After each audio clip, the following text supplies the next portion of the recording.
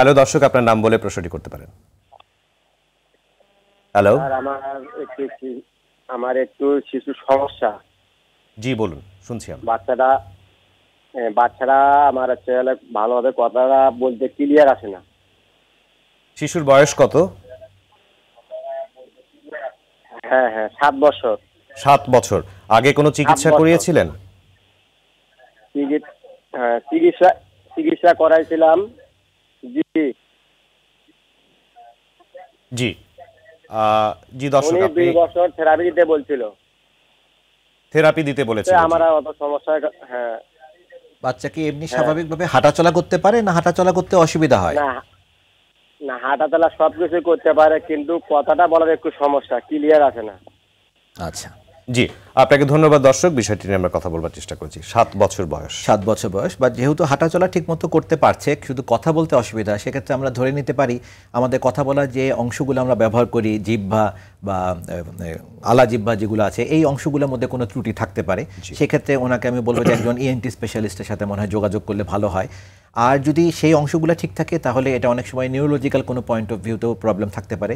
সেক্ষেত্রে চাইল্ড নিউরোলজিস্টও এখন আমাদের দেশে ভালো মতো অ্যাভেলেবল আছেন, আমি ওনাদের সাথে যোগাযোগ করতে বলবো। নাক কান গলা বিশেষজ্ঞ অথবা শিশুদের স্নায়ুতন্ত্র বিশেষজ্ঞ, ওনাদের সাথে যোগাযোগ করলে ভালো করবেন উনি। জি। আমরা যে প্রশ্নটি করেছিলাম আগে, যে বো লেগ বা বাঁকা পা অনেক শিশুর ক্ষেত্রেই দেখা যায়, তাদের ক্ষেত্রে ম্যানেজমেন্টের ব্যাপারে আপনারা কিভাবে পরামর্শ দেন? প্রথমেই যে ইনফরমেশনটা আমি সমস্ত বাবা মাকে দিতে চাই, যে বো লেগ ব্যাপারটা শুরু থেকে সব বাচ্চারই থাকবে, কারো কম কারো বেশি, এটা আল্লাহ দেওয়া একটা নিয়ম। এই বো যেটা বাঁকা যেটা পা, যেটা বিশেষ করে হাঁটু থেকে গোড়ালি পর্যন্ত যে হাড়টা, এখানেই বেশি দেখা যায়, এবং বাচ্চা যখন হাঁটা শুরু করে তখনই এটা প্রথম চোখে পড়া শুরু করে। অনেক সময় আগেও বোঝা যায়, বাট ওই সময় এটা ভালো মতো চোখে পড়ে।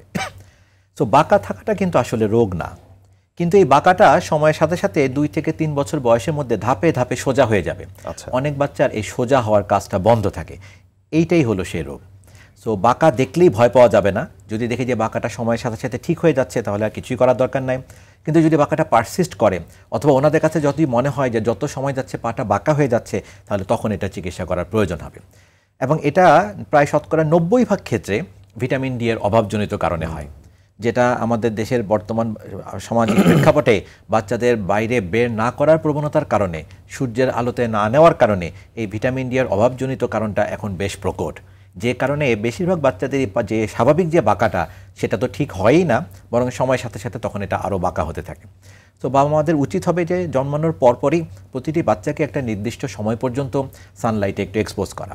যেমন বো লেগ ঠিক করার জন্য যদি আপনি বলেন আমাকে, তাহলে আমি বাবা মাকে বলবো প্রতিদিন সকালে গরমকালে 8টার পর বিকাল 4টার আগে, অথবা শীতকাল হলে 10টার পর অথবা এবং 3টার আগে, এই সময়ের মধ্যে একটানা 15 মিনিট করে দিনে অন্তত 2বার বাচ্চাটাকে সানলাইটে এক্সপোজ করতে।